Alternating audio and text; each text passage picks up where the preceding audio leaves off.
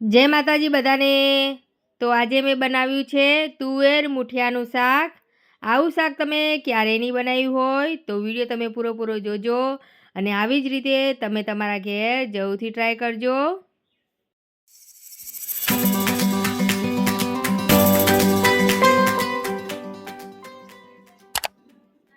તુવેર મુઠિયાનું શાક બનાવવા માટે તુવેરો લઈ લેવાની છે।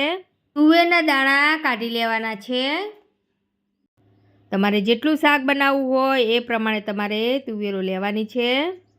તુવેરના દાણા ફોલી લીધા છે। હવે આપણે મુઠિયાનો લોટ બાંધી દઈએ। એક વાસણ લઈ લેવાનું છે। ઝીણી સમારેલી મેથી નાખીશું અને ઝીણી સમારેલી કોથમીર નાખવાની છે। મેથી અને કોથમીરને ધોઈને જ લેવાની છે। હળદર નાખીશું, થોડોક ચાટ મસાલો, સ્વાદ પડતું મીઠું, થોડુંક લાલ મરચું, ધાણા જીરું પાવડર, આદુ મરચાં લસણની પેસ્ટ નાખવાની છે। થોડાક તલ નાખીશું, જીરું નાખવાનું છે, થોડોક અજમો નાખવાનો છે,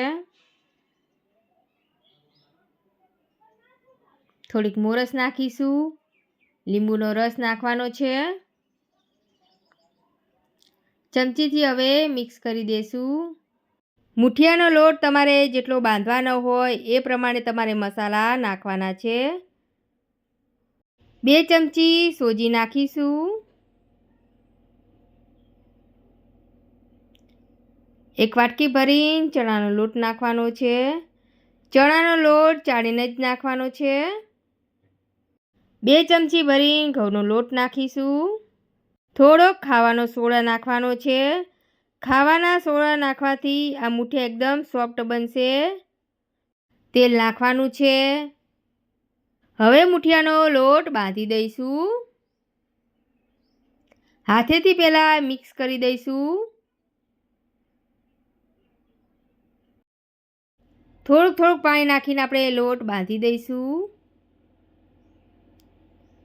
મુઠિયાનો લોટ આપણે કાઠો જ બાંધવાનો છે।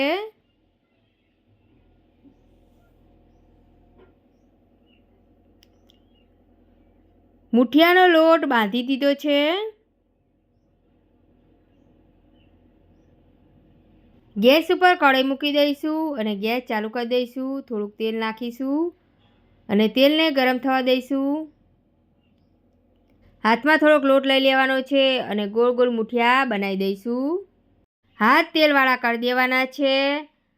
હાથ તેલવાળા કરીને મુઠિયા બનાવશો તો હાથમાં લોટ નહીં ચોંટે। આવી જ રીતે બધા મુઠિયા બનાવી દેવાના છે। તેલ ગરમ થઈ ગયું છે તો મુઠિયા તળી લઈશું। તેલ ગરમ થઈ જાય એટલે મુઠિયા ધીમી આંચ ઉપર જ તળવાના છે, નહીં તો મુઠિયા કાચા રહી જશે। ઉપર તો તળાઈ જશે પણ અંદરથી કાચા રહી જશે। મુઠિયા તળાઈ ગયા છે। તેલ બધું નિતારી દેવાનું છે અને એક થાળીમાં કાઢી લઈશું। આવી જ રીતે બધા મુઠિયા તળી દઈશું। એક કઢાઈ લઈ લઈશું, એમાં તેલ નાખીશું। તેલ ગરમ થઈ જાય એટલે જીરું નાખીશું। આખા મસાલા નાખવાના છે, તેજપત્તા, સૂકા મરચાં, લવિંગ, બાદિયા, હિંગ નાખીશું। ઝીણી સમારેલી મેથી નાખવાની છે। ચમચાથી મિક્સ કરીશું। ઝીણા સમારેલા ટામેટાં નાખીશું। આદુ મરચાં લસણની પેસ્ટ નાખવાની છે। ચમચાથી મિક્સ કરી દઈશું અને સરસ ચડવા દેવાનું છે। લાલ મરચું નાખવાનું છે। ગરમ મસાલો નાખીશું। ધાણા જીરું પાવડર, સ્વાદ પડતું મીઠું નાખવાનું છે। થોડીક હળદર નાખીશું।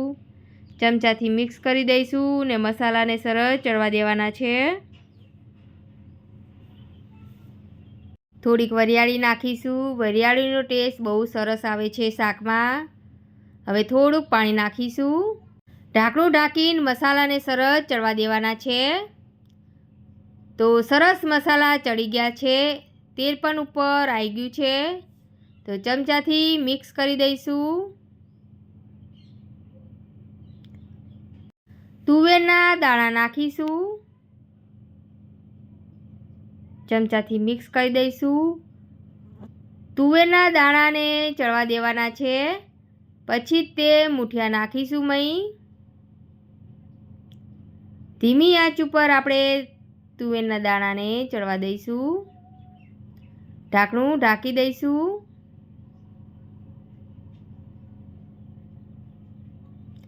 તુવેરના દાણા સરસ ચડી ગયા છે. તો ચમચાથી મિક્સ કરી દઈશું અને હવે મૂઠિયા નાખીશું. પાણી નાખીશું. તમારે જેટલી ગ્રેવી બનાવી હોય એ પ્રમાણે તમારે પાણી નાખવાનું છે.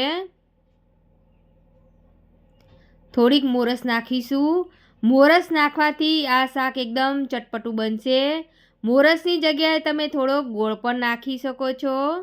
ઢાંકણું ઢાંકીને શાકને ચડવા દઈશું. શાક બની તૈયાર થઈ ગયું છે.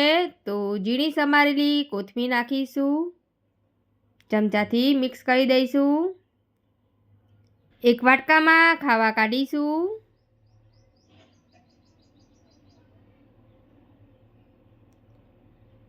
ઉપર ઝીણી સમારેલી કોથમીર નાખવાની છે. આ શાક સાથે રોટલી કે પરાઠા કે પૂરી ખાઈ શકો છો. ઉપર લીંબુનો રસ નીચોવવાનો છે. આવી જ રીતે તમે તમારા ઘેર જરૂરથી ટ્રાય કરજો. આવું શાક તમે કોઈ મહેમાન આવ્યું હોય ત્યારે પણ બનાવી શકો છો.